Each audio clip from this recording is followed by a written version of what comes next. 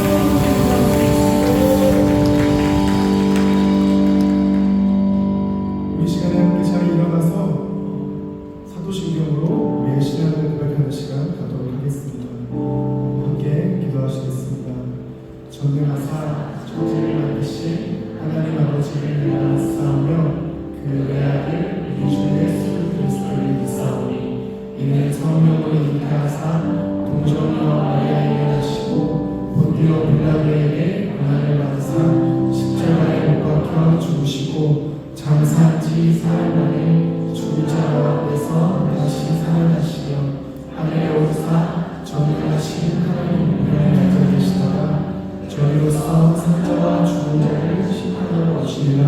성령을 믿사오며 거룩한 공예와 성도와 서로 동하는 것과 죄를 사하여 주시는 것과 공의하신 사는 것과 영원히 사는 것을 믿사옵나이다.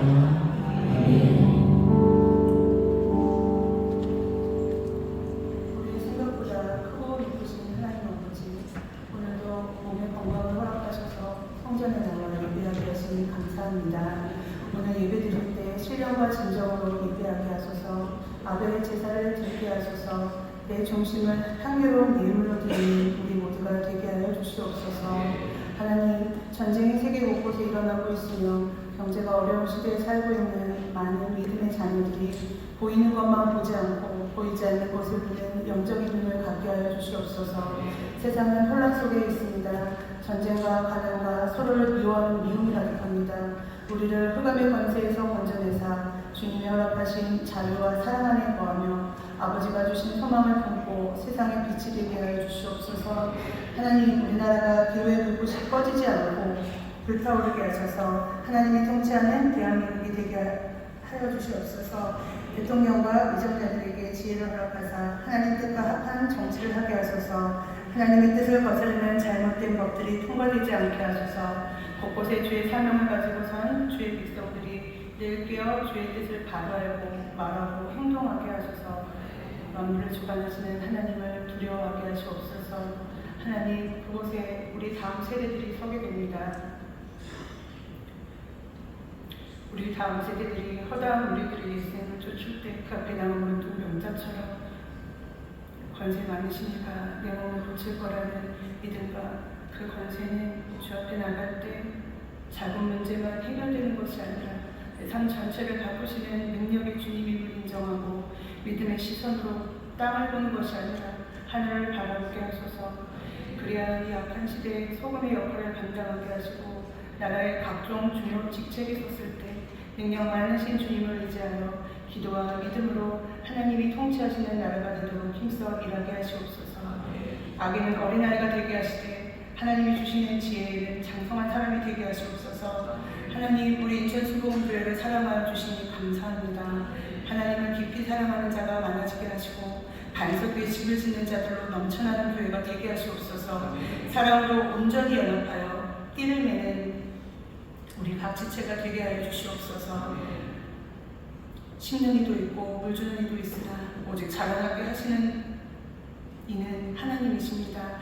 각자의 자리에서 하나님이 머리 되심을 잊지 않고 나를 드러내지 않고 하나님의 영광만 드러내는 우리가 되게 하시고 그런 우리 교회가 되게 하시옵소서. 하나님, 말씀을 전하시는 최홍 목사님께 권능을 더하사 선포하는 말씀마다 마른 뼈가 살아나는 귀한 역사가 일어나게 하시옵소서. 그 말씀이 십자가가 되어 저희 모두의 가슴에 박히게 하시옵소서. 예배를 준비하는 모든 지체에게 주의 복을 내리시옵소서. 주님은 우리의 산성이며 요새입니다. 우리 힘이 되시는 여호와 하나님, 오늘도 예배 가운데 새 힘을 허락하시고 성령님의 도우심으로 각자 하나님의 음성을 듣는 귀한 시간 되게 하시옵소서. 존귀하신 예수님 이름으로 기도합니다. 아멘.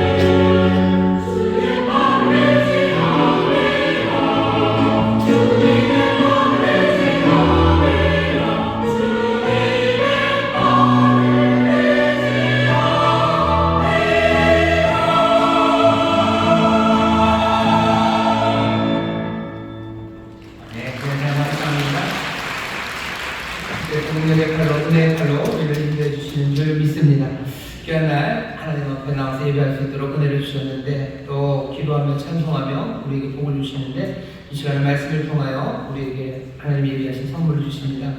오늘 함께 읽을 말씀은 예레미야서 45장 말씀입니다. 예레미야서 45장 1절부터 5절까지 말씀입니다. 성경을 펴주시죠. 예레미야서 45장 1절부터 5절까지 말씀입니다. 다 찾으신 것 같은데 한 목소리로 공독하겠습니다.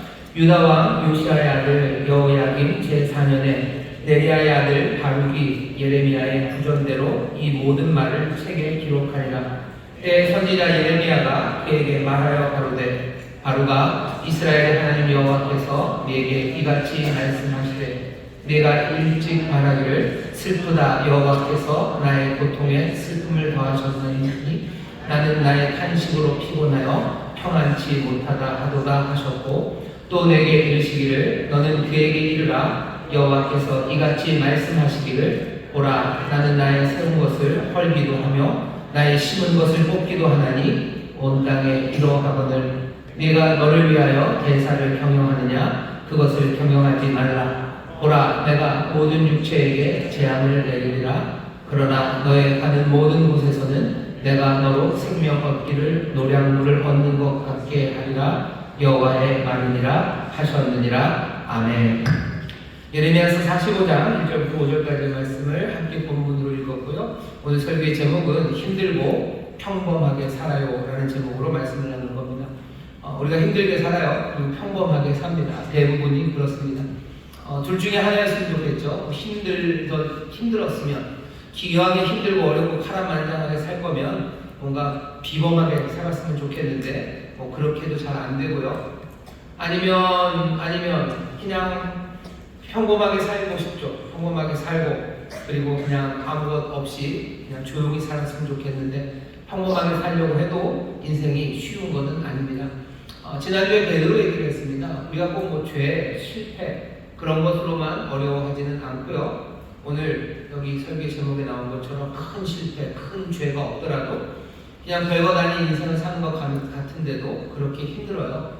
그렇게 어렵습니다. 그게 우리를 참 지치게 하죠. 어차피 그냥 별것 아닌 인생 조용히 살았으면 좋겠는데 조용히 살기는 어렵고 조용히 살지 않는 세상이면 뭐라도 이루어놔야 될 텐데 그것도 아닙니다. 우리가 바라는 바는 어쩌면 큰 이상을 품을 수 있지만 우리가 살아가는 현실은 뭔가 그렇지 못해요. 그게 우리를 좀 힘들게 합니다. 가난만 그런 건 아니에요. 이런 여러 가지 문제가 특별히 우리 젊은이들 꿈꾸려고 하고 아마 젊은이도 조금 더 가서 뭔가를 이루려고 하지만 그 차이가 점점 많아지고 또 내 이상과 내가 이루려는 사이에 아무리 계산을 해봐도 이게 잘 맞지 않는 것 같아서 어떻게 살아가야 되나 이 힘들고 어려운 세상에 난 어떻게 살아야 되나 고민이 많을 겁니다. 미리 하나 말씀드리고 싶은 건 인생 자체가 좀 그렇습니다. 내가 바라는 거랑 내 현실이랑 잘 안 맞아요. 근데 인생 전반만 그런 건 아니고요. 예수 믿는 사람들은 그게 더 잘 안 맞습니다. 여러분 예수 믿으면 내가 기대하는 거랑 내 현실이랑 더 잘 맞아갈 것 같아요. 아니요. 정반대입니다. 예수 믿는 사람들은 더 안 맞아요. 왜냐하면 그리스도의 사람들은 자기의 삶을 하나님께 맡겼기 때문입니다. 내 삶을 능동적으로 내가 기획할 수가 없어요. 주님이 나를 어떻게 인도하실지 내가 알 수가 없는데 주님이 내가 가라고 하는 곳으로 내가 가라는 곳으로 주님이 나를 인도하시는 게 아니고 주님이 나를 인도하시니 내가 기대하는 것과 내 현실은 어쩌면 세상 사람들이 겪는 그 격차보다도 훨씬 더 많은 격차를 누릴 수밖에 없는 것, 많은 격차로 살 수밖에 없는 게 우리들입니다. 하지만 너무 속상하고 불안해할 것은 아닙니다. 우리를 인도하시는 이가 우리 은혜의 주님이시고 우리를 사랑하시는 이이기 때문에 우리가 그분만을 따라간다면 우리가 기대했던 것과 우리 현실은 많은 이 단차를 보게 될지라도 세상 사람들보다 훨씬 더 우리가 이 차이가 심할지라도 우리는 불안하지만은 않습니다. 그래도 그게 그렇게 편안하지는 않아요. 힘들고 그리고 또 평범한 삶을 우리가 살아갑니다. 오늘 우리가 만나보게 될 사람 바룩이라는 사람은요 그렇게 살았던 사람입니다. 굉장히 힘들게 살았어요. 자기 스스로 고백하잖아요. 하나님께서 내 고통에 슬픔을 더하셨고요. 나로 탄식하게 하고 지치게 하고 평안하지 못하게 했다고 내 인생이 너무너무 힘들다고 말하는 사람이 바룩입니다. 오늘 또 부분을 보면 이 사람은 뭔가 야망을 가지려고 해요. 하지만 하나님이 그 야망마저 다 꺾어버려요. 그냥 너 야망을 가지고 그것 이루며 살지 말아라 라고 말씀을 합니다. 바룩이라는 사람의 삶은 예레미야랑은 좀 다릅니다. 성경에 이름은 나오지만 그냥 별것 아닌 일들을 해요. 사실은 별것이지만 별것 아닌 일들을 그냥 조용히 쓰러져가는 사람이 바룩입니다. 아마 우리의 대부분의 삶, 여기 있는 저나 여러분의 대부분의 삶이 아마 바룩과 비슷할 겁니다. 바룩과 비슷하게 살게 될 거고, 여러분들이 열심히 뭘 써도요, 제가 압니다. 여러분 노벨상 받기는 좀 어려우셔요. 어렵습니다. 고등학생들한테 미안합니다. 고등학생은 어쩌면 지금부터 잘하면 받을 수 있을지도 몰라요. 우리가 여기 운동 잘하시는 분 있어요. 축구 잘하시죠? 여러분 이 피해에 가기는 어려울 겁니다. 진짜 어려울 겁니다. 야구 좋아하시죠? SSG 못 갈 겁니다. 내 삶에 뭔가 야망을 가지셔요. 야망을 갖죠. 하지만 대부분은 평범하게 살 겁니다. 그 평범함이 뭔지 그것도 여전히 어떤 단차를 하나님 만들어낼지 잘 몰라요. 어차피 평범하게 살고 조용히 살았으면 좋겠는데 여러분들의 삶에 얼마나 많은 눈물과 탄식들 그리고 하나님이 여러분들의 삶에 많은 고통과 아픔을 더하실지 모릅니다. 오늘 바룩은 그렇게 산 사람이에요. 참 힘들게 하지만 평범하게 산 사람이에요. 이 사람 우리와 비슷한 사람이고요. 또 우리처럼 고민을 가진 사람입니다. 바룩의 고민에 그리고 바룩의 생각에 오늘 놀랍게 하나님이 대답을 하셔요. 바룩이 알려달라고 하지 않았어요. 그냥 하나님이 와서 대답하십니다. 오늘 여러분도 오늘 여기 예배 오시면서 이런 얘기를 들으실 줄은 아마 몰랐을 겁니다. 여호와 하나님께서 예레미야를 통해서 바룩에게 그냥 대답하기 시작한 것처럼 오늘 주님께서도 그냥 별 기대 없이 오신 여러분들에게 어쩌면 우리가 여러분들이 마음에 갖고 있는 그 질문에 대답을 해주시려고 하는 것 같아요. 오늘 이 대답에 귀를 기울이시고 정말로 내 삶을 어떻게 인도하셔 갈 건지 내가 어떻게 살아가야 될 건지 다시 한번 그 밝히시는 그 진리를 또 인도하시는 인도함을 여러분 붙잡게 되시기를 주의 이름으로 축원합니다. 자, 바룩이라는 사람을 좀 알아야 돼요. 바룩은 오늘 1절에 보시면 이렇게 되어 있습니다. 유다왕 요시야의 아들 여호야김 제4년에 네리야의 아들 바룩이 예레미야의 구전대로 이 모든 말을 책에 기록하니라 라고 되어 있어요. 이 짧은 말 하나가 바룩에 대해서 많은 것들을 얘기해 줍니다. 많은 것을 얘기해 줄 뿐만 아니라요. 이게 거의 대부분입니다. 바룩은 어떻게 소개되냐면 네리야의 아들이에요. 이 얘기는 앞에 있는 네리야, 바룩의 아버지가 유명한 사람이라는 뜻입니다. 늘 그래요. 누구의 아들 뭐 이렇게 소개되면 앞에 있는 사람이 유명하기 때문에 그렇죠? 그 뒤에 있는 새롭게 소개될 사람을 유명한 것, 이미 알고 있는 것을 통해서 알려주는 거죠. 노벨상 받으신 분이 계셔요. 그분이 전에도 뭐 유명했지만 한참 전에는 아마 뭐 소설가 한승원의 딸 한강이랬을 거예요. 하지만 이제는 거꾸로 되죠. 뭐 노벨상 수상자 한강의 아버지 뭐 한승원 이렇게 될 겁니다. 유명한 사람이 앞에 와요. 네리야는 유명한 사람입니다. 적어도 유다 그 나라 그 유다 왕족 그 주변에 있는 사람이고요. 어쩌면 그 주변에 우리나라 식으로 말하면 조선시대 뭐 남인 뭐 서인 이렇게 한 그 한 위에 어쩌면 태두쯤 되는 사람이 네리야예요. 그러니 바룩은 사회적으로 정치적으로 지위가 굉장히 높은 사람입니다. 바룩에게 형제가 하나 있어요. 형제 이름은 스라야입니다. 스라야라는 형제가 있는데 예레미야서 51장 59절에 보면 유다가 망하기 바로 전해 마지막 왕 시드기야가 느부갓네살에게 갑니다. 그때 데리고 갔던 사람들이 있어요. 그 사람들 중에 시종장이 바룩의 형제 스라야예요. 지금식으로 말하면 뭐 대통령 비서실장 내지는 뭐 내각의 외교부 장관쯤 되는 사람이 바룩의 형제 스라야입니다. 그러니 바룩은 집안이 좋은 사람이에요. 자기 형제는 아주 고위 관리입니다. 바룩도 어쩌면 고위직을 맡았었을 수도 있고요. 아니면 고위직으로 갈 수 있는 사람입니다. 집안만 훌륭했던 건 아니고 바룩은 뭐 이 전체에서 우리가 알지만 이 사람은 서기관입니다. 글을 쓰는 사람이에요. 뭐 다 글을 쓸 수 있는 것 아니니까. 아니 천만에 그렇지 않습니다. 글을 쓴다는 건 대단한 능력이에요. 이거 그냥 글씨를 안다는 것뿐만 아니라 말을 듣고 글을 쓸 수 있고요. 예레미야서 전체를 바룩이 썼는데 보시면 알겠지만 예레미야서 전체가 얼마나 아름답게 그리고 감동적으로 쓰여졌는지 우리는 알아요. 이 모든 것들을 바룩이 쓴 겁니다. 바룩 이 서기관이 쓸 때 뭐 어떻게 되는가요? 그때는 뭐 초고를 쓰고 어떻게 할 것도 없어요. 뭐 쓰다가 잘못되면 원고지 확 뜯겨다가 버릴 것도 아니고 지우개 할 것도 아니고 백스페이스를 누를 것도 아니고 이 긴 이야기를 양피지에다가 먹으로 한 번에 써내려가는 거예요. 한 번에 써내려가려면 그 모든 내용들을 자기의 안에서 나오는 것도 아니죠. 예레미야가 했던 그 이야기들을 조심스럽게 하나하나 편집하고 정리해서 써내려간 사람, 그 사람이 바룩입니다. 서기관으로서, 글 쓰는 사람으로서 대단한 능력이 있었던 사람, 사회적인 지위가 높았던 사람, 그 사람이 바룩입니다. 바룩의 인생이 달라지기 시작한 건 예레미야를 따르기 시작할 때부터였어요. 오늘 45장에 여호야김 4년이라고 합니다. 이때가 BC 605년이에요. 예레미야가 처음 예언을 시작하고 하나님의 말씀을 받은 건 BC 628년입니다. 요시야 왕 13년이에요. 바룩이 오늘 45장까지 어쩌면 예레미야의 23년 그 어느 중간에서부터 예레미야를 따르기 시작했겠죠. 예루살렘에 많은 선지자들이 있었습니다. 하지만 바룩이 보았을 때는 예레미야 이 선지자가 정말로 참된 선지자다. 난 이 사람을 따를 거고 이 사람을 도울 거예요. 그래서 예레미야를 따르기 시작해요. 어쩌면 정치적인 지위, 사회적인 지위 그 모든 것들을 다 버리고 예레미야를 따르기 시작합니다. 그러면서 시간이 많이 흘러왔죠. 그리고 23년이 되었어요. 바룩이 함께 예레미야와 했던 시간들은 뭐 그렇게 즐거운 시간일 리가 없습니다. 왜냐하면 예레미야가 전한 하나님의 말씀이라는 건 이제 예루살렘과 유다에 임할 하나님의 심판이에요.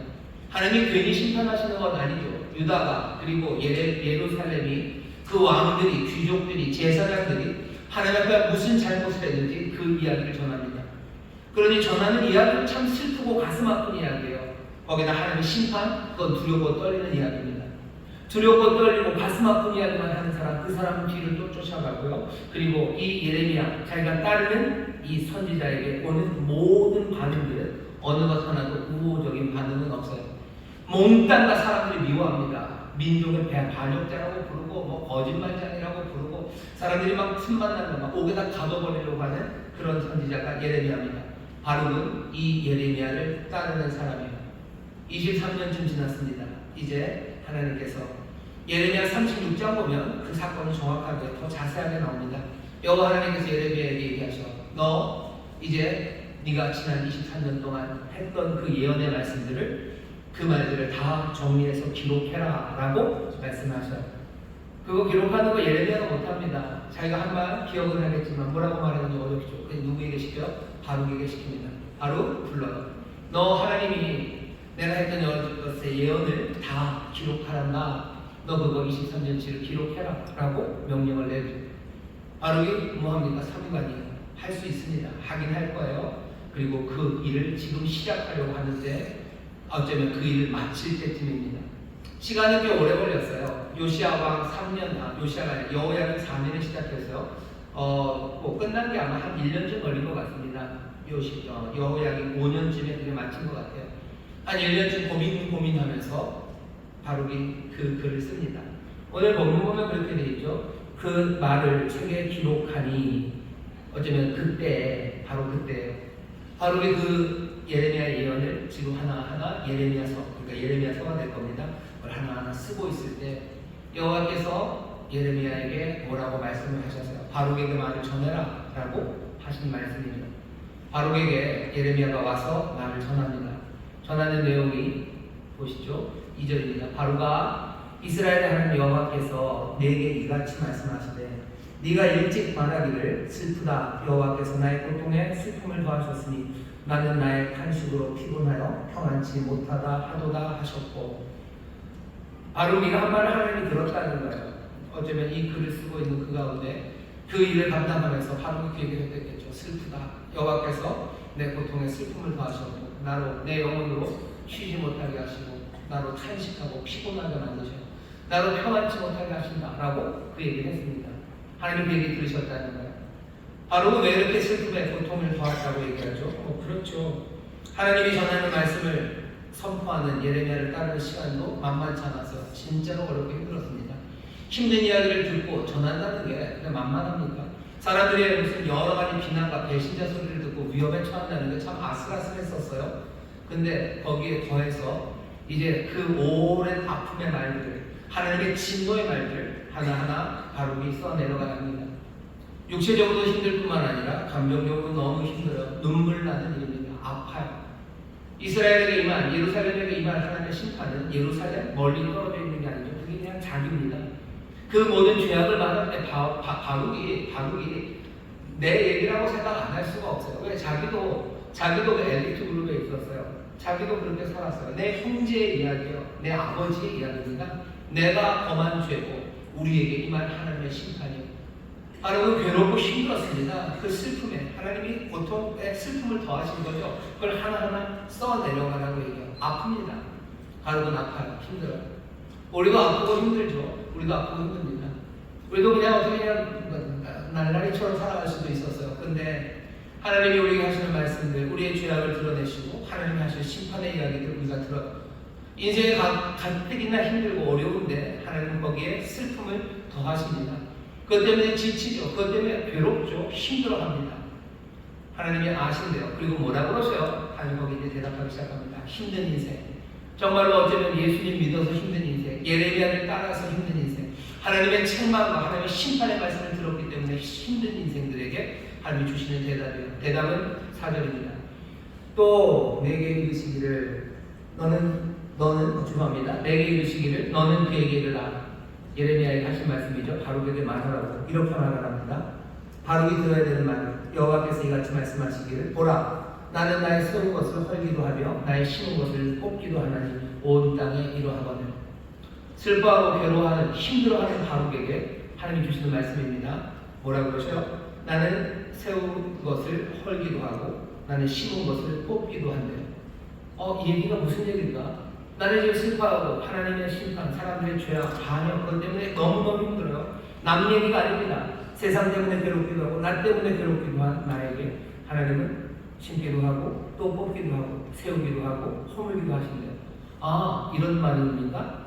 하나님의 주권에 관한 이야기인가요? 하나님은 심기도 하시고 뽑기도 하셔요. 하나님은 주기도 하시고 가져가시기도 하시고 세우기도 하시고 넘어뜨리기도 하신다. 하나님의 주권, 하나님의 능력, 하나님이 알아서 다 한다. 그러니 너 슬퍼할 필요 없다. 지금 이 얘기인가요? 어쩌면 그렇게 들릴 수도 있어요. 세상 모든 것들을 하나님이 주관하시고 하나님이 하시는 일이야. 그러니 내가 슬퍼할 필요가 없겠군. 하나님이 지금 그렇게 얘기하시는 겁니까? 내가 알아서 하니까 슬퍼하는 바울아, 죄송합니다. 바루가 이름이 헷갈려요. 예레미야, 예루살렘, 바울이 뭐 이렇게 헷갈리는데 내가 그러니까 너 슬퍼하지 말아라. 바보, 왜 슬퍼하니? 나를 믿어라. 이렇게 얘기가 들리는 것 같기도 합니다. 많은 그렇지는 않은 것 같아요. 하나님이 세우셔요. 그리고 허하십니다. 하나님이 심으셔요. 또 하나님이 뽑으셔요. 지금 무슨 얘기 하시는 거죠? 하나님이 예루살렘을 그리고 이스라엘 백성 유다를 하나님이 세우셔요. 하나님이 세우신 나라를 하나님이 지금 허무시겠다는 거예요. 하나님이 심으신 그 백성들을 하나님이 뽑으시겠다는 겁니다. 예루살렘에 있는 그 사람들은 하나님이 심으신 사람들이에요. 하나님이 어떻게 거기에 심으셨습니까? 그냥 심은 거 아니에요. 어디 하청 준 거 아니에요. 어디 하청 줘서 거기다 심어놔라 라고 시키신 거 아니에요. 하나님이 친히 이들을 거기 심으셨어요. 어떻게 심으셨습니까? 애굽에서 신음하는 그 사람들의 소리를 들으시고 그 능력의 팔을 높이 드시고 이 사람들에게 내려오셨어요. 이 사람들을 이곳에 심으려고요. 하나님은 애굽을 버리셨어요. 애굽의 장자들이 다 죽었어요. 우리가 옷이다 그런지 모르겠지만 생각해보세요. 애굽의 장자들이 그냥 시장에서 맷돌 가는 여인의 아들 그리고 바로의 아들, 어쩌면 바로의 아들 죽는 것은 뭐 좀 그럴지 몰라도 시장에서 맷돌 가는 여인의 아들이 어떤 아들인지 우리는 잘 모르죠. 세상 착한 아들이었으면 어떻게 할 겁니까? 세상 착하고 세상 부드러웠던 그 아들, 하나님은 어떻게 해서 애굽의 모든 장자를 다 버리셨어요. 이 민족을, 이 백성을 예루살렘에 심으시려고 하나님 하신 일입니다. 애굽의 장자들을 다 죽이며 애굽에 있는 모든 병사들을 다 바다에 들어 넣으시며 그렇게 옮겨 오십니다. 시내산 그곳에 세워놓으시고 40일을 어쩌면 하나님의 그 위엄과 그 영광을 조심조심, 왜? 그냥 막바로 임했다가는 모든 사람들이 다 쓰러질 것 같아요. 하나님이 조심하고 내려오셨음에도 불구하고 사람들은 감당하지 못하죠. 구름으로 가리시고 하나님은 그곳에서 조용히 모세에게 어쩌면 가장 미사일 이야기로 하나씩 가르치셨어요. 하나님이 광야 그곳에서 아침마다 매출하기가 아니라 만나를 먹이시고 이 사람들을 살려내셨어요. 광야에서 사람들 배신하고 모욕하고 그럴 때마다 하나님 어떻게 하셔요? 이 반역하는 사람들을 용서하시고 다시 회복하시며 그렇게 인도하신 거예요. 가나안에서도 그랬죠. 가나안 땅에서도 전쟁하다 그 산골로 올라가고 그 골짜기 내려갈 때마다 하나님이 늘 함께 하시며 싸우셨어요. 그리고 그 땅을 주신 거예요. 그 땅에서 사람들 또 말도 안 되는 짓 하고 하나님 떠나가고 세워놓은 사살하는 사람들, 왕들이라는 사람들이 엉망진창을 할 때마다 하나님이 이렇게 저렇게 때로는 때리시고 회복하시며 이 사람들 여기 이렇게 심어놓으신 거예요. 이 모든 것들은 뭡니까? 하나님의 그냥 고집이에요? 하나님의 편집증입니까? 아니 성경은 뭐라고 말해요? 하나님의 긍휼하심이에요. 하나님이 이스라엘을 사랑하셔요. 하나님이 에브라임을 사랑하셔요. 그 북쪽 이스라엘, 그 에브라임을 하나님이 뽑으셨어요. 압수를 통해서 뽑으셨어요. 거기 세워놓으신 것들을 하나님이 허무셨어요. 하나님 그때 어땠을 것 같으세요? 나는 세운 것을 허문다. 하나님이 세우실 때 어떻게 세우셨는데, 심으실 때 어떻게 심으셨는데, 지금 하나님이 4절에 말씀을 하시면서 나는 세운 것을 허물고 나는 심은 것을 나는 뽑는다 할 때, 난 그런 사람이야. 내 멋대로 하는 사람이야. 내가 알아서 할 텐데 너 뭐 그거 갖고 슬퍼하냐? 날 못 믿냐? 내가 하는 게 제대로 된 거겠지. 지금 그 얘기 하시는 거 아닙니다. 하나님이 사랑하는 자들, 사랑하는 그 백성을 뽑으시는 거예요. 그들을 허무시는 겁니다. 지금 그 얘기를 누구에게? 바룩에게 하시는 거예요. 바룩에게 하는 톤은 무슨 톤입니까? 나 아프다는 거야. 너 아프지? 너 이 백성에게 임할 나의 심판들, 그것들 보면 너 아프지? 너희들의 잘못 때문에 엉망이 된 세상, 그 세상 때문에 아프고 그 일이 너에게 임하니 너 아프지? 하나님 하시는 말씀, 아니 너만 아픈 거 아니다. 나는 어떨까? 너는 이 고통에 내가 슬픔을 더했다고 하는데 나는 어떨까? 고통, 슬픔, 네가 탄식한다고 하는데 내 탄식은 어떨까에 대해서 지금 하나님이 바룩에게 말씀하시는 겁니다. 다그치는 것은 아니에요. 다그치는 건 아니에요. 아파하는, 힘들어하는, 그리고 탄식하는 바룩에게 하나님은 내 탄식은, 내 고통은, 그리고 내 아픔은 이라고 지금 그 앞에 들이미시는 겁니다. 하나님은 심판을 기뻐하지 않으셔요. 에스겔서 18장 23절 보면 이렇게 되어 있습니다. 나 주 여호와가 말하노라 내가 어찌 악인의 죽는 것을 조금인들 기뻐하려 그가 돌이켜 그 길에서 떠나서 사는 것을 어찌 기뻐하지 아니하겠느냐. 하나님은 심판 전혀 기뻐하지 않으십니다. 하나님은 악인이 죽는 거 기뻐하지 않으셔요. 악을 멸하셔야 돼요. 악한 자를 벌하셔야 돼요. 하지만 하나님 그거 절대로 기뻐하지 않으셔요. 어쩌면 우리는 좀 좋아할지 몰라요. 악당이 벌받으면 좋아하죠. 그래서 제가 뭐 잘 모르는 지옥에서 온 판사인가 모르는 무시무시한 드라마가 있대요. 박신혜가 나와서 막 사람을 죽여대기 시작하는데요. 거기 막 악당을 죽입니다. 여러분 그렇게 많이 좋아하기는 어렵죠. 여러분 우리 안에 뭔가 조금 좋은 게 있어서 그래요. 하나님의 심판을 전혀 기뻐하지 않으십니다.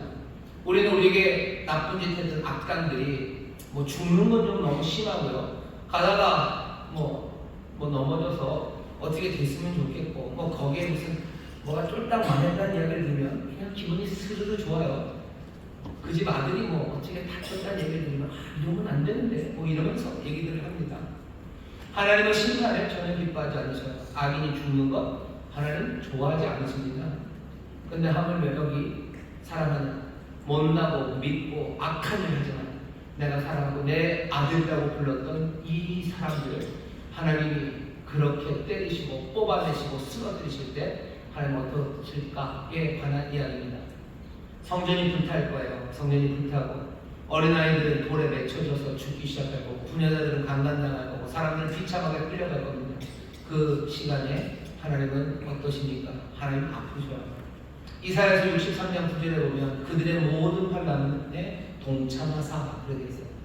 하나님이 그들의 모든 환난에 동참하신대요. 이 동참이 뭐가 되죠? 아이들 그 돌에다 패내기실 때 하나님은 거기 그 환난에 동참하십니다. 그거 보면서 뒷짐 지고 이러고 보고 계셔? 그게 동참하시는 겁니까? 팔짱 들고 계셔요? 아니요, 그러지 않으세요.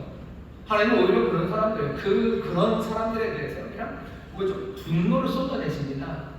하나님의 에돔을 심판하시겠어요. 에돔을 심판하시는 이유가 뭐예요? 너 에돔, 너 독수리 나라 몰래 것 같은 그런 높은 산에 거한다고. 느부갓네살 바벨론을 쳐들어올 때 너희들은 안전하다고. 거기 보이는 예루살렘의 그 참혹한 일들을 보면서 너희들 좀 좋아했던 것 같다. 너희들 예루살렘이 불탈 때 혹시 남은 것 있나? 무슨 하이에나처럼 와서 그거 끌어가는 너희들 내가 분명히 기억한다. 예루살렘을 불타게 하고 예루살렘을 무너뜨린 건 하나님입니다. 세우신 이가 허무셨어요. 하지만 하나님 그거 절대 기뻐하지 않으셔요. 그 환란에 하나님 동참하고 계십니다. 무슨 얘기를 바룩에게 전하는 겁니까? 바룩의 슬픔과 아픔이 그 고통에 하나님의 슬픔을 얼마큼을 더하셨던 간에 거기에 더 무한히 큰 하나님의 아픔, 그 아픔이 있다는 걸 바룩에게 알려주시는 거예요. 말로만 그런 건 아닙니까? 말로만 그런 건 아닙니까? 아니요, 그렇지 않습니다. 하나님이 우리 인간의 죄악으로 인한 모든 고통과 그 슬픔 가운데 함께 아파하신다는 것, 그거 우리에게 보여준 게 그리스도의 십자가입니다. 십자가는 어떤 자리예요? 심판하셔야 될 그분이 심판받는 그 자리에 서신 거예요. 왜? 우리의 죄악 때문입니다. 죄가 가져다니는 죽음이에요. 죄가 가져다니는 온갖 파괴예요. 그 파멸의 자리가 십자가입니다. 거기에 하나님이 서 계신 거예요. 하나님 아프십니까? 내가 아플 때 하나님 아픕니까? 우리가 죄악으로 인해 이 세상이 왜 그럴까? 우리가 괴로워하고 있는 그 시간에 하나님은 꽃이다 하고 계신 거예요. 아무 염려 없으세요? 그분은 심고 또 뽑으시는 분이니 아무 상관없어요. 아니 심고 뽑으시니 하나님이 더 아프신 거죠. 세상의 모든 아픈 것은 몽땅 다 안으시고, 물론 이건 비유적인 말입니다만 다 안으시고 그곳에 서 계셔요. 우리에게 부르시는 이야기는 뭐죠? 십자가로 부르십니다. 슬픔 많은 사람들은 십자가로 오라고 부르시는 거예요. 왜 십자가로 옵니까? 여러분 십자가에는 뭐 이렇게 큰 노란 동그라미에다가 스마일이 확 그려져 있어요. 십자가에 빅 스마일이 그려져 있습니까? 아니요. 십자가 그곳은 하나님의 아들이 고난받으신 곳이에요. 죄로 말미암아 온갖 공격과 아픔이 고통이 덕지 묻어있는 그곳이에요. 아픈 그곳이요. 그리로 부르시는 거예요. 하나님이 슬퍼하고 고통 가운데 힘겨워하는 우리에게 오셔서 간질간질하러 오시는 거 아니에요. 왜 그래? 라고 하지 않으셔요. 뭐라고 얘기하시는 거예요? 내가 아프다라고 얘기하시는 거죠. 묘하고 신기한 것은 슬픔 많은 사람들, 세상에 있는 모든 죄, 그것으로 인한 심판, 그 결과로 말미암아 엉망이 된 그 인생들, 너덜너덜해진 그 사람들이 십자가 그 아픔 앞에 오면요, 뭔가 그 눈물이 달라지는 겁니다. 십자가 앞에 오면 갑자기 사람들이 배시시 웃습니까? 여러분 그런 사람들 보셨어요? 십자가 앞에 오니까 너무너무 좋아요. 거기 빅 스마일이 그려져 있고, 그죠? 빅 스마일이 아주 행복해 보이는 곰돌이 인형과 거기 아주 따뜻해 보이는 스마일. 그래서 그 앞에만 가면 사람들이 다 웃고 모든 아픔과 그리고 슬픔이 눈 녹듯이 사라져서 모두가 다 미소로 그 앞에 섭니까? 그런 사람을 본 적이 없어요. 그런 사람을 본 적이 없어요. 슬픔 많고 고난 많은 사람들, 심하게 온 사람들이 십자가 앞으로 가요. 십자가 앞에서 보는 건 하나님의 아픔입니다. 그런데 너 놀랍게도 그 아픔 가운데 우리의 아픔이 함께 들어가기 시작하면요, 뭔가 다른 눈물이 납니다. 십자가 앞에서 사람들이 여전히 울어요. 여전히 웁니다. 여전히 가슴 아파합니다. 여전히 가슴 아파해요. 하지만 그건 좀 다르죠. 이게 비유가 될지 모르는데, 왜냐하면 그 격차가 너무 크기 때문이죠. 그래도 비유하자면 우리를 때리시는 엄마가 있어요. 어느 몇 진짜 세게 때립니다. 다른 때는 그냥 이를 악물고 내가 맞아요. 내가 이러죠. 그러지 아파요. 하지만 어느 날은 너무 아파서 눈물이 나지만 우리 어머니가 때리는 내 엄마가 울 때가 있어요. 맞고 있는 나를 보면 우리 엄마가 웁니다. 울어요. 때려야 되지만 때리면 어떻게 되는지 알아요. 그러면서 우셔요. 그러면 그때는 얘기가 달라요. 그런 엄마를 보면 우리는 미소가 배시시 나와요? 아니 그렇지 않죠. 아마 더 울겠죠. 더 울죠. 더 아프죠. 내가 마음이 아프고 아픕니다. 그리고 괴롭죠. 평안하지는 않아요. 하지만 눈물, 그 아픔 거기에 가기 전과는 전혀 다른 눈물입니다. 하나님이 오늘 바룩에게 그렇게 얘기하시는 거예요. 힘들고 어렵고 깨져버리고 고통의 슬픔을 더하셔. 나 어떡하냐고. 죄, 심판, 그것으로 괴로워하는 바룩에게 오셔서 때리시는 분이 내가 아프다. 나 세우는 이가 내가 허문 거고 내가 심는 내가 뽑은 거라고. 하나님의 고통과 아픔을 얘기해 주셔요. 어쩌면 우리 십자가 앞으로 갑니다. 심는 사람들은 십자가 앞으로 가요. 내가 아파하는 것보다 주님 훨씬 더 아파하셔요. 한 대를 때리셨으니까 한 대를 때리신 거예요. 우리의 죄로 엉망이 된 겁니다. 하지만 그 죄로 엉망이 된 아픔은 누가? 여기 그리스도 하나님이 감당하고 아파하고 계셔요. 그 아픔 앞에서 우리의 아픔은 뭔가 다른 것들로 변화되기 시작해요. 우리의 눈물은 뭔가 다른 눈물이 됩니다. 그 은혜 안에서, 그리고 그 사랑 안에서, 그 아픔 안에서 우리는 뭔가 다른 꿈들을 꾸기 시작해요. 바로 그 속마음도 들켰어요. 말한 것도 하나님이 들었을 뿐만 아니라 속마음이 들켰습니다. 5절 보면 네가 너를 위하여 대사를 경영하느냐 하나님이 물으시죠. 바로 너를 위해서 대사를 경영하느냐, 뭔가 큰 일을 계획하고 있니? 바룩이 무슨 일을 계획했을까요? 어쩌면 이거 쓰면서 너무 아프고 힘들죠. 어쩌면 도망갈 생각도 했는지 몰라요. 아, 가야 되겠다. 내가 다른 일 할 수 있겠구나.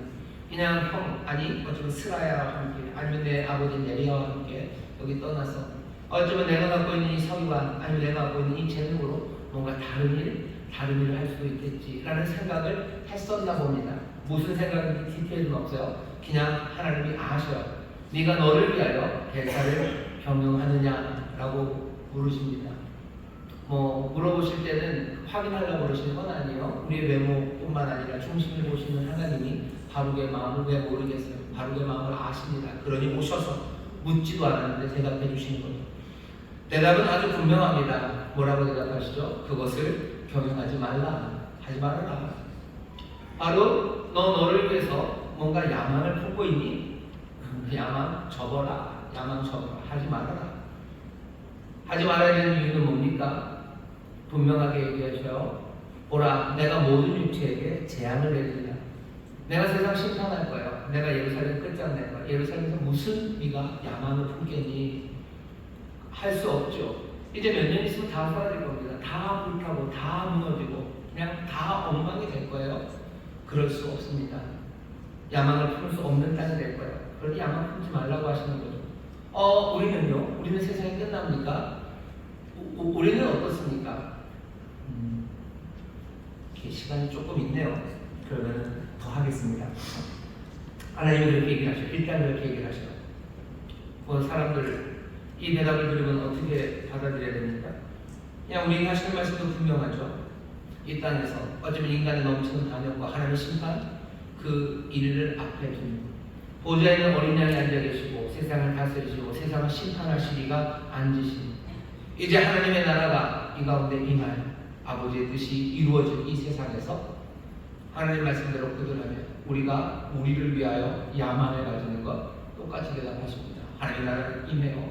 그 나라는 임하는데 그 나라와 상관없는 너를 위한 야망, 너를 위한 대사, 그런 건 없다니까. 그거 하지 말아라. 그러면 그냥 아무것도 안 하고 삽니까? 아니요. 삶에서 경건한 목표를 가지고 하나님 맡기신 일에 최선을 다해서 뜨겁게 열정으로 열망과 비전을 가지고 살아가는 것, 그건 중요하고 좋은 일입니다. 오늘 분명히 하지 말라고 하시는 건 너를 위한 야망이에요. 너를 위한 야망. 네가 너를 위해서 지금 야망을 품고 있니? 그거 없애요. 우리가 갖고 있는 여러 가지 야망들, 열정으로 뛰어가고 뭔가 이루려는 일들, 그 일들이 나를 위한 건지 물어봐야 됩니다. 나를 위한 건지. 뭐를 위한 건지. 사람들이 뭔가 열정을 품는 이유는요, 그냥 성공 그 자체가 목적인 경우는 드물어요. 내가 뭔가를 이뤄낸다는 것이 내 삶의 가치와 의미가 되기 때문입니다. 그리고 그 가치와 의미가 되는 것, 내가 사람들에게서 인정받기 때문이죠. 보통은 다 그렇게 되는 겁니다.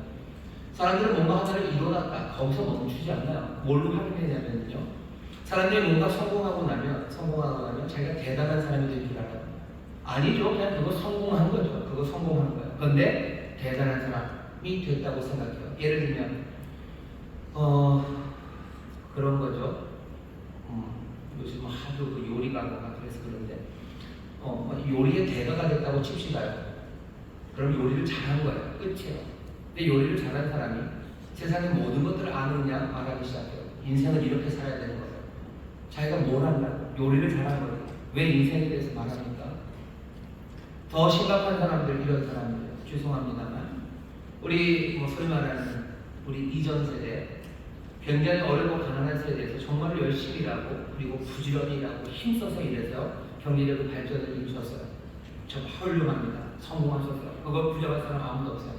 하지만 그 경제적인 성공이 모든 것에 대해서 다 아는 전문가를 만든 건 아니에요. 인생에 대해서 모릅니다. 그건 성공했어도 경제에 대해서 몰라요. 통일에 대해서 몰라요. 정치에 대해서 몰라요. 문화에 대해서 몰라요. 우리가 한번 열심히 해서 경제적인 부유함을 만들어내서 그거 잘하는 거예요. 거기에 대해서 말하면 돼요. 하지만 다른 이야기 하죠.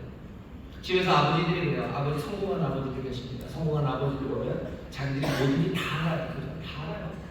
다 안다고 얘기하죠. 아니지. 그냥 그거 성공한 거지. 사람들은 왜 야만하고 성공하려고 그래? 그냥 그게 끝이 아니야. 성공이 끝이 아니야. 그러면 내가 다른 사람이 되고 사람들이 나를 인정해 준다고 생각해요. 그러면 자기의 야망을 펼쳐나갑니다. 뭔가 잘못됐죠. 그럼 그 자체로도 문제가 심각한 거예요. 근데 게다가 이제 하나님의 심판이 임하는 방식으로 하나님의 뜻이 이루어지는 방식으로 세상이 달라질 것을 바라보는 사람들이 나를 위한 야망, 그것을 갖는 건 어리석습니다. 나를 위한 야망을 갖는 건 어리석어. 그러면 그냥 다 목사님 돼야 되고 다 전도하러 가야 됩니까? 아니, 거기도 마찬가지예요. 목사님 되고 전도하는 것도 마찬가지예요.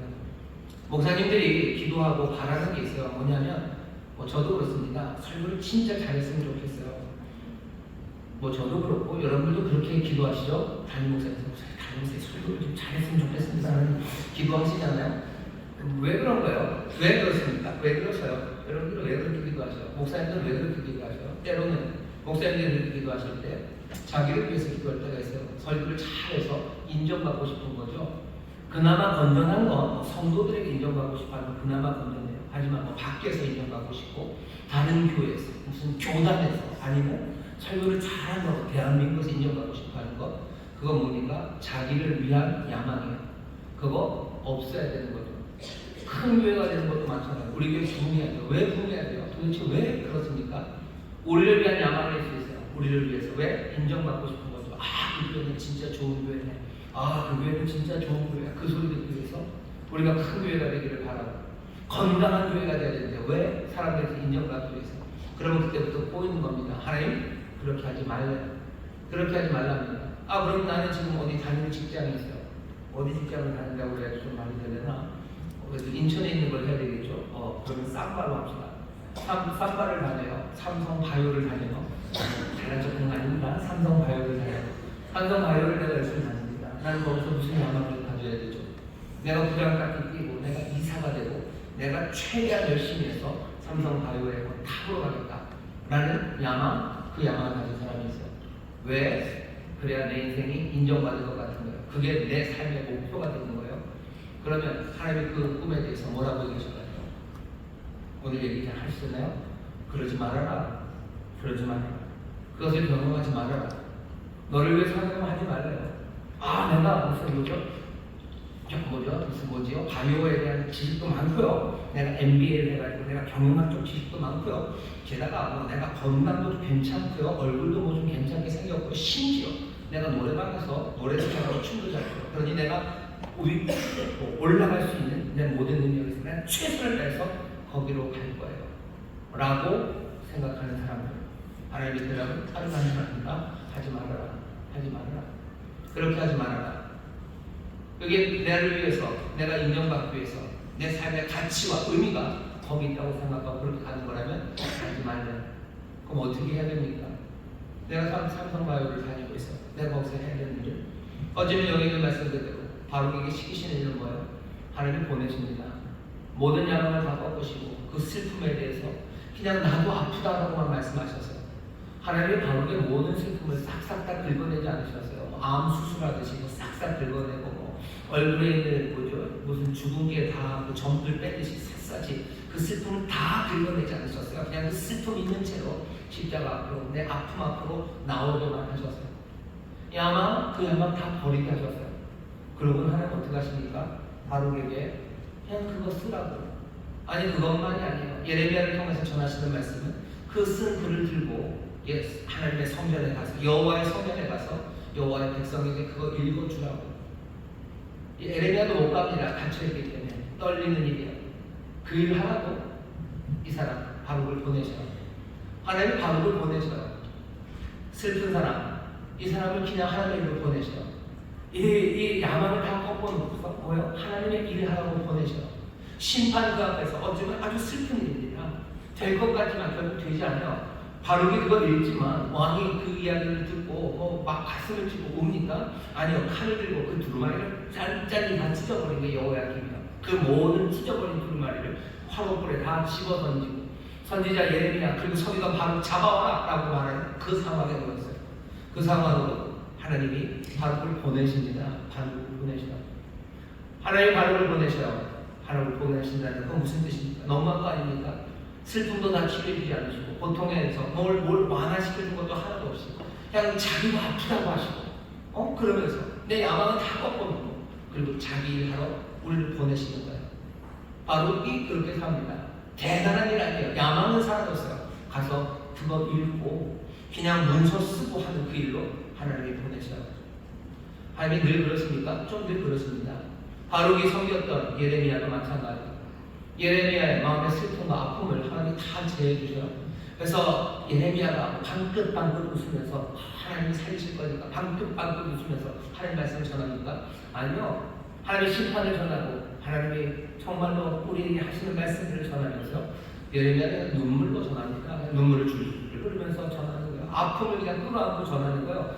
그러니 하나님이 원망하고 왜 이러셨냐고, 내가 이럴 줄 알았다고, 내가 이래서 안 한다고 하지 않았냐고. 그러면서도 예레미야 뭐를 합니까?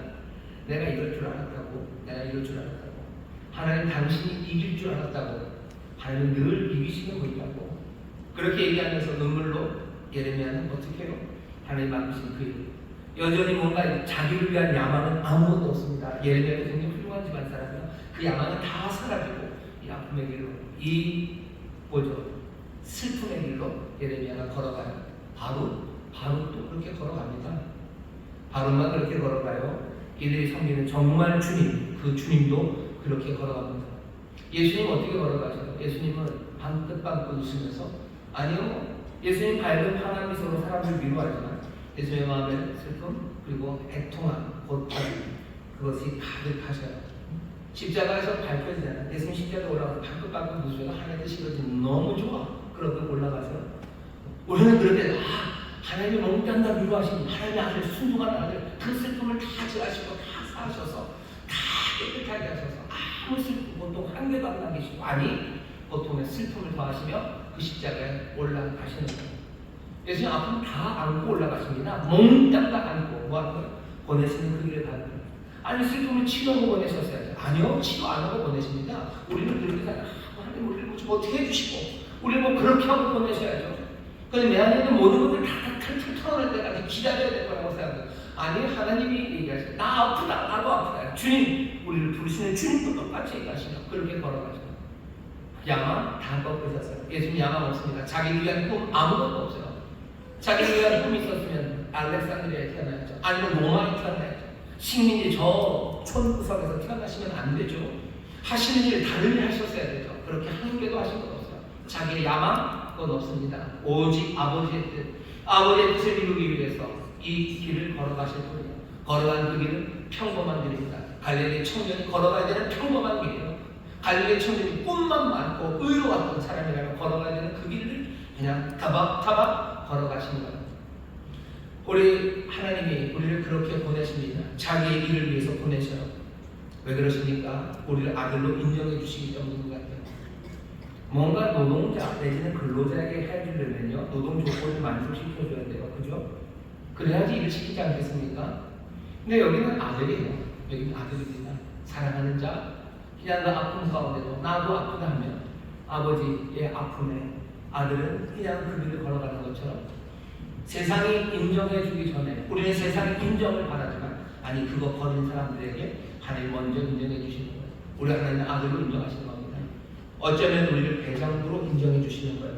하나님은 우리를 정말로 이 대사를 맡길 수 있는, 하나님의 일을 맡길 수 있는 사람으로 우리를 인정하셔서 우리를 보내셔요. 바룩에게 하나님이 약속하신 거 하나밖에 없어요. 너 가는 그 길에 살게 해주겠다. 너 가는 길에 생명, 노량물처럼 생명을 얻게 하는 거 그거 하겠다. 어쩌면 이 생명이라는 말이 놀랍습니다. 세상의 죽음, 죽을 수밖에 없는 생명이 아닌 것 같아요. 네가 가는 그 길에, 보내는 그 길에 하나님이 생명을 주실 거예요. 내가 생명 그건 약속하나 라고 하시며 바룩을 보내십니다. 하나님은 우리를 그렇게 보내실 거예요. 삼성가요에서 하나님의 나라를 위해서 내가 해야 되는 그 일을 내가 가진 모든 재능으로, 내가 체력이 좋으면 뭐 내가 승진의 야망을 이루기 위해서 뭐 수놓고 춤추는 데 쓰지 마시고 하나님의 뜻이 이루어지기 위해서 내게 주신 체력, 아니면 내게 주신 지혜, 내게 주신 무슨 바이오적인 능력들, 하나님의 나라의 의를 위해서 내가 할 수 있는 모든 것들을 바치며 바룩이 정성을 다해서 예레미야서를 하나하나 써내려가고 그 찍히고 다시 써야 되는 그 자리에 내용이 더 늘어납니다. 해야 될 말은 더 많아져, 설명해야 될 건 더 많아져. 바로 그 일을 끝까지 해냅니다. 뭐 시간이 지나도 마찬가지예요. 17년이 지나서 말만 사기 터지면서 숙부가 요구하는 그 요구를 예레미야가 듣는 거죠. 기업 물을 자, 그러니 망하는 나라의 땅을 사라는 그 이야기를 예레미야가 그대로 듣습니다. 소망의 상징이 되겠다고 은 17세계를 살아주면서 그 땅을 사요. 그리고 또 바룩을 불러요. 그래서 이 증서 만들어갑니다. 바룩은 세상에서 가장 아름다운 필체로, 그리고 가장 멋지고 간결하게 그 토지 증서, 토지 매매문서를 씁니다. 쓰고 하나는 항아리에 담고 하나는 봉인하지 않고 읽어서 복원하는 그 일을 바룩은 해요. 말도 안 되는 토지 문서 하나 만드는 것, 그것이 바룩에게 맡겨진 일이었어요. 하지만 바룩은 그 일을 합니다. 예루살렘 멸망하고 하나님이 살려주셨죠. 그렇지만 2년 후, 2-3년 후에 예레미야와 함께 바룩은 애국으로 끌려갑니다. 그냥 끌려가요. 그게 끝이에요. 거기서 아마 예레미야서 마무리했을 겁니다. 예레미야서 마무리하는 그 일 합니다. 우리를 하나님이 부르셔, 힘든 우리를 부르셔, 그리고 평범하게 살라고 하시며 우리를 부르셔. 평범하게 살려는 게 너를 위한 야망, 그거 버리라고 말씀하며 우리를 부르셔. 너무 모진 건 아닙니까? 위로도 안 해주시면서 야망을 버리라고 하시며, 아니요, 하나님 우리를 먼저 인정하시기 때문에 우리를 사랑하시고 우리를 믿고 인정하시며 그 슬픔으로 부르시고 또 우리에게 그 야망 대신에 새로운 삶, 새로운 길, 참된 생명을 얻는 그 길로 우리를 부르십니다. 오늘 여기 아픔이 많으신 분들이 있으셔. 오늘 어디로 가야 됩니까? 십자가 앞으로 가죠. 거기 가서 내가 방귀를 쉬며 나올 거라고 생각하지 마세요. 내가 십자가 앞에 나와서 울 겁니다. 십자가 앞에 나와서 울 거예요. 하지만 그 눈물과 그 아픔은 거기 오기 전과는 달라요. 그건 전혀 다른 눈물입니다. 아픔은 다른 의미가 되기 시작해요. 그리고 그 아픔은 하나님의 신비 안에서 알 수 없는 무엇이 돼요. 오히려 더 울게 만드는 아픔일 수도 있고요. 오히려 세상 무엇도 흔들 수 없게 단단하게 만드는 그 무엇일 수도 있어요. 물이라는 게 그렇죠. 물이라는 건 때로는 우리를 씻기도 하고요. 물이라는 건 우리에게 갈증을 해결해주기도 해요. 하지만 어느 경우에는 물이 들어가면요, 아주 단단해지는 것도 있어요. 시멘트 같은 거죠. 물 들어가면 뭐 가수 분해인가요? 뭔가요? 물이 들어가면서 뭐가 변해요? 우리의 아픔과 슬픔이 십자가 앞에서 변하기 시작합니다. 거기서 우리에게 그 눈물이 기쁨이 될 수도 있어요. 그 눈물이 또 탄식이 될 수도 있어요. 그 눈물이 지혜가 될 수도 있어요. 그 눈물이 위로가 되고 사랑이 될 수도 있어요. 나에게 그리고 다른 사람에게. 하나님은 우리를 그렇게 부르십니다. 십자가 그 앞으로 나오시고 이제 또 많은 사람들이 고통과 아픔 가운데 십자가 앞에 가서 그 십자가 붙잡고 십자가 붙잡고 사람들이 울어요. 웁니다. 애통하며 웁니다. 하지만 그건 전혀 다른 것들을 만들어내는 그런 눈물이 됩니다. 그리고는 뭐라고 얘기하셔요? 미안한 너를 위한 야망 그런 거 하세요. 하늘의 뜻이 이루어지기를 우리 기도합니다. 예수 우리에게 기도를 가르쳐 주시면서 네 꿈이 이루어지기를 위해서 기도하라고 하신 적 없어요? 아버지의 뜻이 이 땅에서 이루어지기를 기도합니다. 곧 이루어집니다. 그 나라 곧 임합니다. 그 나라 곧 임합니다. 그러니 내가 내 야망 그것을 따라 살아가야 될 이유는 사실 없습니다. 분명하게 그냥 그렇게 얘기하십니다. 그렇게 걸어가는 길에 내가 살려를 준다, 내가 생명을 준다고 말씀하셔요. 그게 오늘 어쩌면 묻지 않았던 바룩에게 하나님이 오셔서 전하는 말씀입니다. 왜? 어쩌면 이 말씀 들어야 바룩은 떨리는 마음으로도 어디 그 성전 그 서기관을 향해서 예루살렘 그 하나님의 백성을 향해서 그 두렵고 떨리는 말씀을 읽을 수 있기 때문에 오늘 하나님 우리를 부르시려고 우리를 어떻게 사용하시려고 오늘 기습하셔서요. 우리가 기대하지 않았고 묻지 않았던 이야기에 하나님이 대답을 해주십니다. 하지만 이 대답을 해주심으로 우리의 삶을 다른 곳으로 인도하시고 우리에게 사명을 맡기시려는 하나님의 부르심이라고 믿습니다. 오늘 이 말씀이 정말로 우리에게 주신 생명의 말씀이 되어 마음에 새겨지고 또 또 삶의 여러 가지 문제들의 대답이 되는 하나님이 먼저 주신 대답이 되어서 정말로 방황하지 않고 방황의 시간을 줄이고 순종으로 또 맡겨주신 삶을 믿음으로 따라나가는 우리가 되기를 바랍니다. 그렇게 걸어가다 보면 어떻게 됩니까? 알려드릴게요. 믿음으로 그렇게 걸어가는 사람들 죽은 아들을 받기도 하고요, 아니면 톱으로 펴서 죽기도 합니다. 하지만 결국은 이 믿음의 사람들은 예수님 말씀하신 것처럼 아버지의 집에 이르고 새하늘과 새 땅, 그 새 예루살렘이 이 땅에 올 그때 하나님이 모든 눈물을 다 닦으시고 더 이상 복하는 것이나 아픈 것이나 애통하는 것이 없는 그 세상 주실 때 정말로 우리의 눈물은 영원한 기쁨이 되게 하는 그 삶을 누릴 겁니다. 이 땅에서 하나님이 우리를 살리셔서 죽은 아들을 우리에게 주시거나 아니면 정말로 슬프게도 이렇게 저렇게 쓰러지게 하시거나 무엇이 되었건 우리는 우리의 야망을 따라 살아가는 사람은 아닙니다. 믿음으로 어쩌면 평범하게 야망 따라가지 않기에 평범한 그 삶에 오늘 하나님께서 기뻐하시고 또 일들을 맡기시니 그 가는 모든 길에 주의 생명이 채워지게 하실 줄 믿습니다. 우리는 그렇게 살아갑니다. 그 삶을 기쁨으로 영접하시고 서로 격려해 주시길 바랍니다. 친구들에게 격려해 주세요. 왜 너를 위한 야망이 없냐고 얘기하지 마세요. 야망 말고 하나님의 나라를 위해서 우리가 가진 모든 재능과 우리가 가진 모든 훈련을 그것을 위해서 쓰라. 하나님 우리에게 생명을 주신다. 눈물 많고 아픔 많아도 그 아픔 다 풀어질 때까지 기다릴 이유 없다. 십자가 앞에 나와서 십자가 붙잡고 울기 시작하면 내 슬픔은 다른 걸로 변하기 시작해요. 어쩌면 하면 신비하면서 뭘로 바뀔지 모릅니다. 하지만 분명한 것은 하나님이 슬픔의 사람에게 주신 대답은 자신의 고통, 아픔에 관한 믿음, 계시였어요. 십자가 앞에 나와서 주님의 아픔 보는 사람들, 거기서부터 기적이 시작합니다.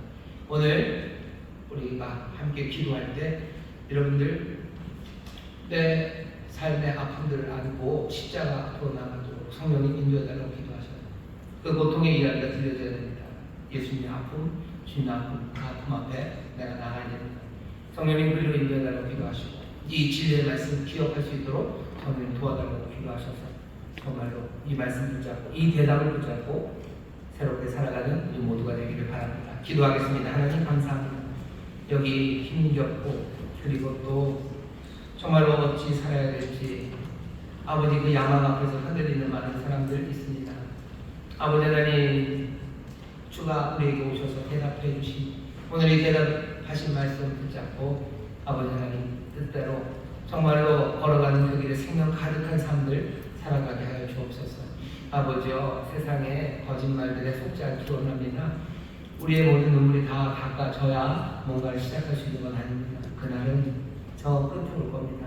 아버지의 눈물 가득한 사람들 십자가 앞에 나가게 하여 주옵시고 주여 내를 위한 나의 야망이 아니라 임하는 그 나라에 합당한 아버지 하나님 정말 그 나라와 그 의를 구하는 아버지 우리 모든 성실한 하나님의 사람들 되게 하여 주옵소서. 성령님 우리의 삶에서 어떻게 그 부르심이 적용되고 또 들려야 될지 성령께서 우리의 눈을 여시고 귀를 여실 줄 믿사오니 주 안에서 하나님 갈 길을 밝히 보이시며 또 그 길을 성령님 동행하실 줄 믿사오니 소망으로 또 함께 격려하며 걸어가는 우리 모두가 되게 하여 주옵소서. 감사드리며 예수님의 이름으로 기도하옵나이다. 아멘. 이 시간 통곡으로 기도하실 때 성령님 우리 십자가 앞으로 인도하여 주옵소서. 기도하세요. 그리고 기도하십시오. 주님 십자가 앞에 왔습니다. 주의 십자가 붙잡습니다. 주여 내 고통, 내 아픔, 내 슬픔을 주님 해결하여 주옵소서. 기도하세요. 내 슬픔을 주 아버지의 슬픔 안에 던집니다. 주여 주의 아픔 안에서 나로 일어선다면 십자가 붙잡고 회복되고 변화되는 우리의 삶이 되게 해달라고 성령님 우리를 인도하시라. 정말로 나를 위한 야망 아니라 주가 나를 보내신 그 일 감당하기 원했다 깨닫게 하시라고 우리의 힘이 되시고 우리의 보혜사가 되시라고 하늘을 기도하실 때 오늘 갈 길을 밝히 보이시고 내 삶에 하나하나 맡겨주신 일들 내가 해야 될 일들 우리에게 보이십니다. 용기로 가게 하시고 또 믿음으로 선포하게 하시며 하나님의 일을 하나씩 이루어가게 하실 줄 믿습니다. 주여 세번 기억하시고 통성으로 기도합니다. 주여 주여 주여 아버지